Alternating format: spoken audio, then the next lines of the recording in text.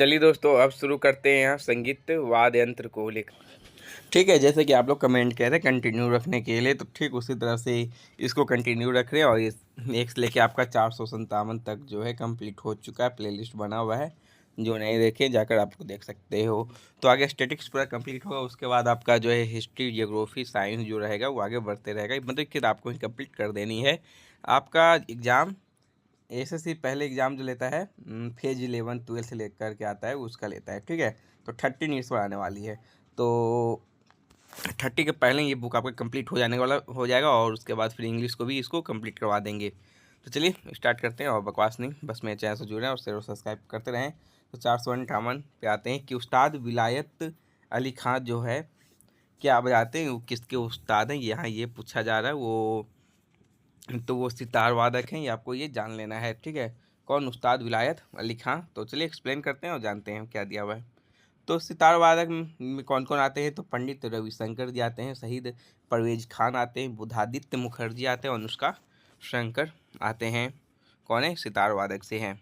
ठीक है, वही नेक्स्ट है कि निम्नलिखित में से कौन बांस की बांसुरी के विश्व विख्यात प्रतिवादक है, यहाँ पूछ रहा है तो बांस की बांसुरी के लिए।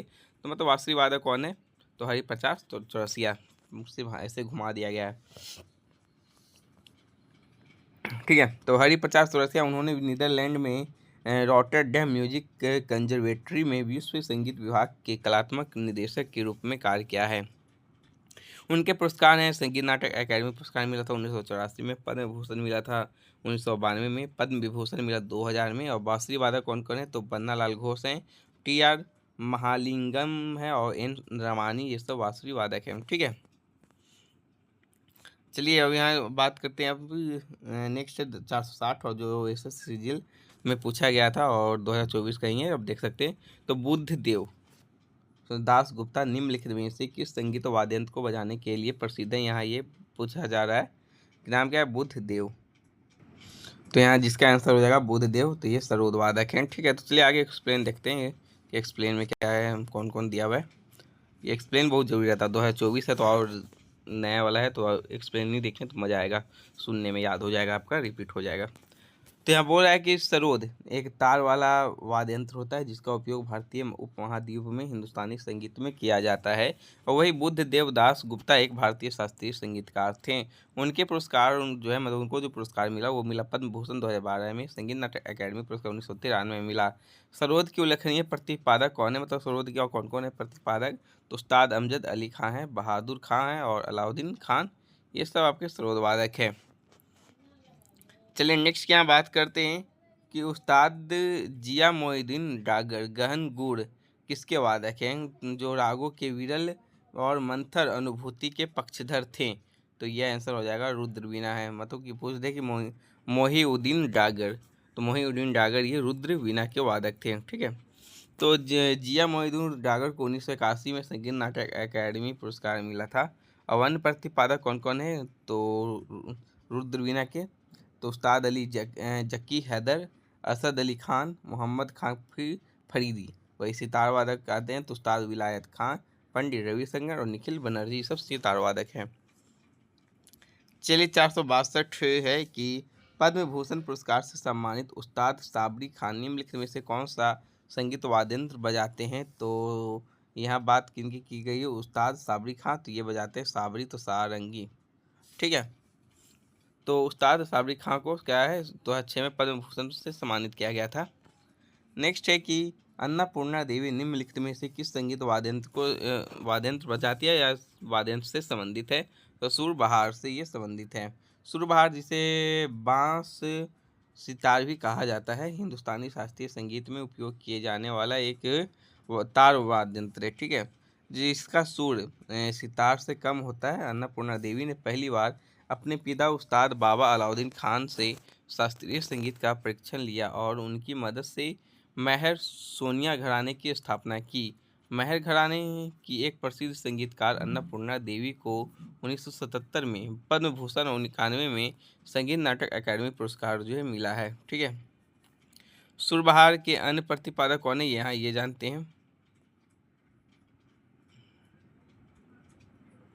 तो यहाँ दे रहा है कि सुर बहार के अन्य प्रतिपादक हैं उस्ताद इमरत खान, बुद्धादित्य मुखर्जी, पुष्पराज कोष्टी और कुशल दास। सुर बहार पुष्पराज। ठीक है, चलिए 464। तो 464 के पद्म भूषण पुरस्कार से सम्मानित अरविंद पारिख निम्नलिखित में से किस वाद्य यंत्र से संबंधित है? तो ये सितार वाद्य है, वो सितार बजाते हैं अरविंद पारिख।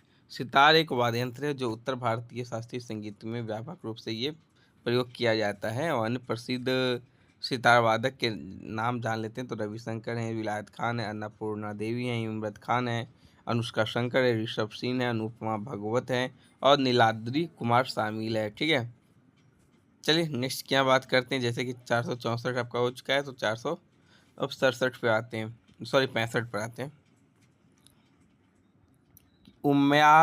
उमयालपुरम के शिवरामन निम्नलिखित में से किस वाद्य यंत्र से जुड़े हुए एक प्रसिद्ध संगीतकार हैं? तो ये उमयालपुरम के शिवरामन जो हैं ये आपके मृदंगम, ये आपका आंसर हो जाएगा, मृदंगम से है।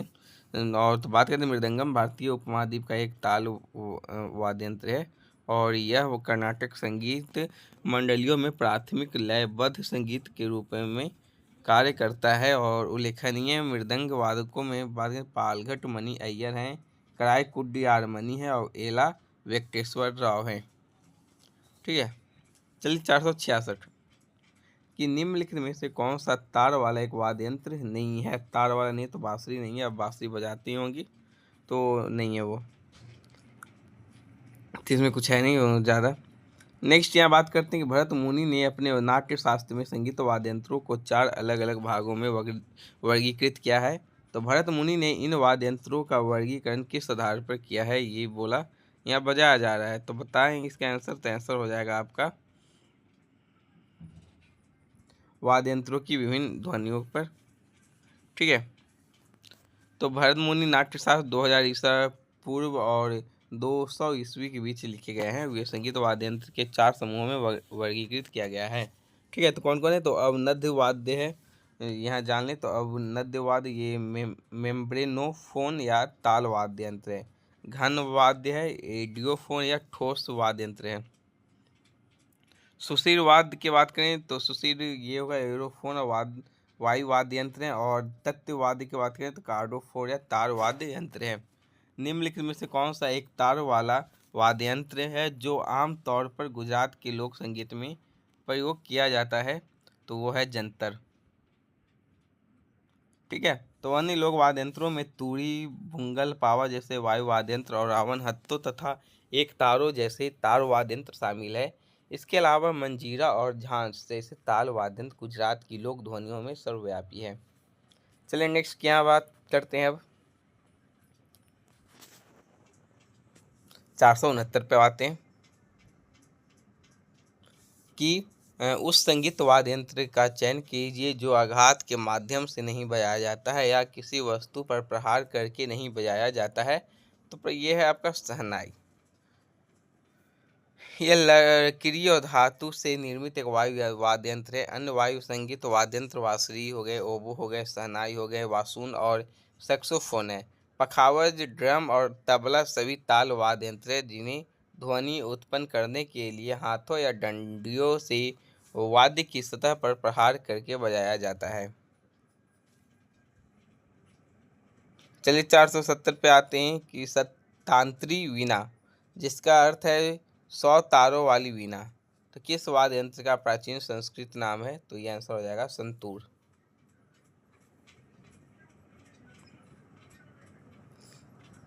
इसका नाम तांत्री वीणा से लिया गया है। सत्य का अर्थ है 100 और तंत्र का अर्थ है तार, तो इसलिए यह एक 100 तार वाला संगीत वाद्य यंत्र है। और इसका नाम सत्य तंत्री से सत्य तार, सत्य तार से संतार, फिर संतार, ये सब संतूर पड़ा है। चलिए हटाइए, तो वादक जान लेते हैं, बहुत लंबा था ये। तो पंडित शिव कुमार शर्मा जी हो गए संतूर वादक, और वर्षा अग्रवाल हो गए, और राहुल शर्मा हो गए।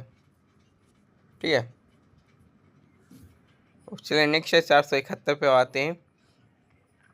71 यहाँ क्या बोल रहा है कि निम्नलिखित में से कौन सा जो कथन है भारत के संगीत के बारे में गलत है? तो यहाँ गलत क्या है देखते हैं, तो गलत आपको बताएं। तो ताल समय इकाइयों की एक चक्रीय व्यवस्था है और श्रुति एक ग्राम या स्केल के भीतर विभिन्न लगातार पिचों के बीच मापा या छोटे अंतर की इकाई है।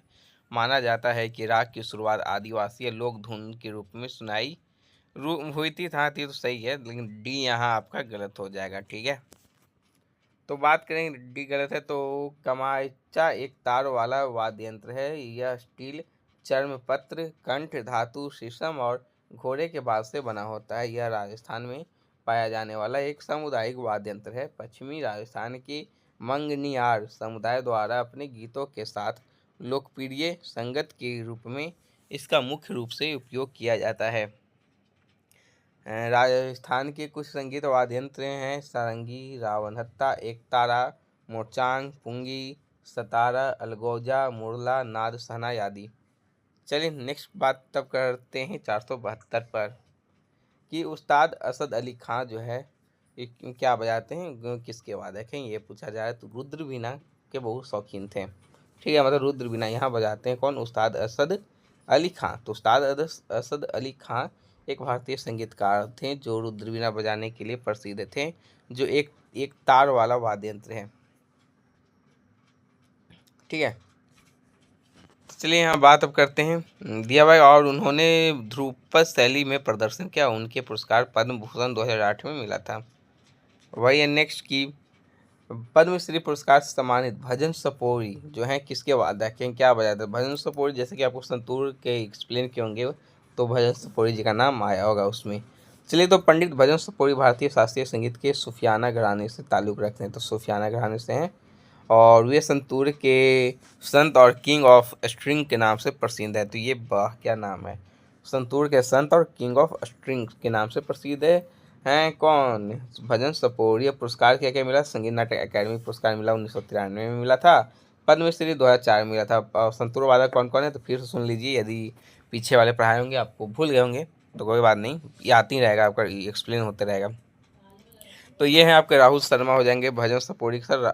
राहुल शर्मा वही हो गए भजन सपोरी के सर। अभय सपोरी लगता कोई रिश्तेदार ही होंगे।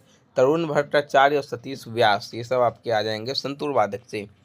बात है 474 की, तो ब्रिजभूषण काबरा को भारतीय शास्त्रीय संगीत के क्षेत्र में निम्नलिखित में से किस वाद्य यंत्र में निपुण माना जाता है। नाम है ब्रिजभूषण काबरा। तो काबरा है तो क्या बजाएंगे, गिटार बजाएंगे और क्या। तो ये गिटार से संबंध है। और ब्रिजभूषण काबरा को 2005 में संगीत नाटक अकादमी पुरस्कार भी मिला था। तो और अन्य प्रसिद्ध वादक कौन कौन हो गए गिटार के, तो सुस्मित सेन, अमित दत्ता और कपिल श्रीवास्तव। बुंदू खान दिल्ली घराने के एक वादक थे, तो क्या बजाते हैं बुंदू खान, तो बुंदू खान सारंगी बजाते हैं। ठीक है, लेकिन ऑप्शन में बांसुरी था, लेकिन सबको लगता है बस से बांसुरी बस से बुंदू, लेकिन नहीं, सारंगी है।